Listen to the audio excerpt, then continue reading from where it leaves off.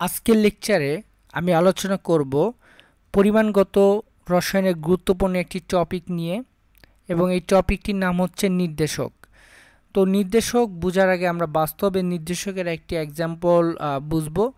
যেমন গাড়িতে ব্যাকলাইট, গাড়ির যে ব্যাকলাইটে রেড কালারের বাতি ইউজ করা হয়, গাড়ি কখনো কখনো থেমে গেলে বা গাড়ি যদি স্লো হয়ে যায় তখন কি হয়, রেড কালারের বাতিটি জ্বলে ওঠে। তো এই রেড কালারের বাতিটি জ্বলে ওঠার মাধ্যমে আমরা বুঝতে পারি গাড়িটা কি মানে কতটুকু জোরে চলছে বা গাড়িটি অফ হয়ে যাবে কিনা বা গাড়িটি এখানে থেমে যাবে কিনা। তো এই যে আমরা বুঝতে পারছি, এই বোঝার জন্য এই যে লাল বাতিটি ইউজ করা হয়েছে, এই বাতিটি কি আসলে নির্দেশক।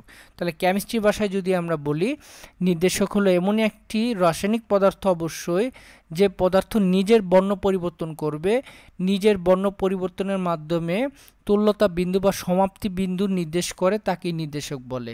মানে যদি একটি রাসায়নিক দ্রবণ নিয়ে থাকি, এই রাসায়নিক দ্রবণটা যদি আমাদের অজানা থাকে বা আমাদের জানতে প্রয়োজন হয় যে এই দ্রবণটা আসলে অম্লীয় না ক্ষারীয়, তখন আমরা একটি নির্দেশক ইউজ করব। সেই নির্দেশকের মাধ্যমে মানে রাসায়নিক পদার্থ ইউজ করব। সেই পদার্থ যদি একটি নির্দিষ্ট সময় পরে যে কি নিজের বর্ণ পরিবর্তন করে এবং সেই বর্ণের উপর নির্ভর করে আমরা বলতে পারবো সেই পদার্থটি কি অম্লীয় বা ক্ষারীয় কিনা, সেই পদার্থকেই আমরা বলবো কি নির্দেশক। তো এখন আমরা জানলাম যে নির্দেশক কাকে বলে। এবার আমরা জানবো যে নির্দেশক হতে হলে তার মধ্যে কি কি ধর্ম অবশ্যই থাকতে হবে। নির্দেশক হতে গেলে তার মধ্যে অবশ্যই যে ধর্মগুলি থাকতে হবে, তার বর্ণ কি হতে হবে, উজ্জ্বল এবং স্থায়ী। তার বর্ণ উজ্জ্বল এবং স্থায়ী হতে হবে, তাহলে আমরা বুঝতে পারবো যে দ্রবণে কি ধরনের দ্রবণ আছে। এবং অম্লীয় ক্ষারীয় মাধ্যমে বর্ণের মধ্যে যথেষ্ট পার্থক্য থাকতে হবে।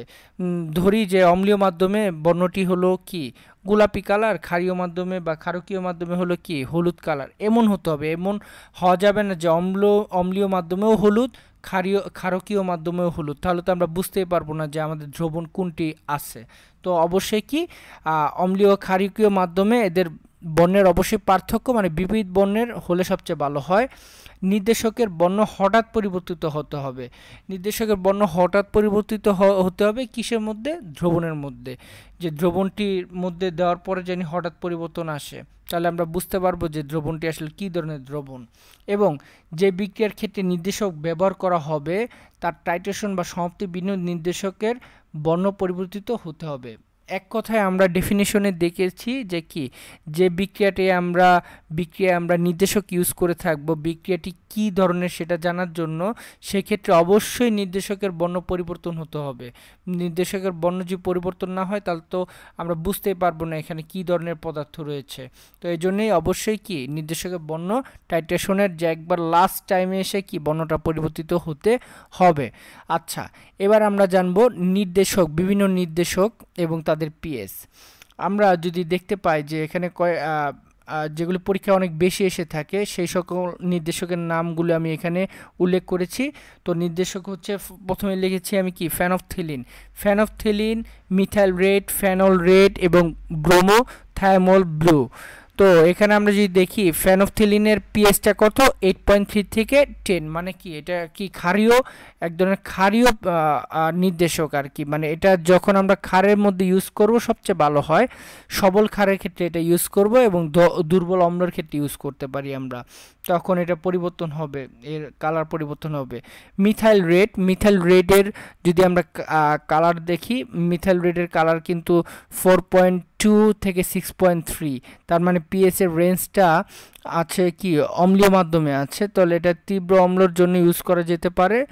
আর ফেনল রেড এর পিএস কত, 6.8 থেকে 8.8 এবং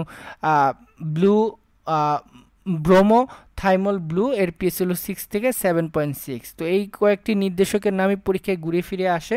তো আমরা এই নির্দেশকের নাম জানবো এবং এই নির্দেশকের কি পিএস পরিসরটাও জেনে নেব, যেটা কোন পিএস পরিসর ইউজ করাটা সবচেয়ে বেটার হয়।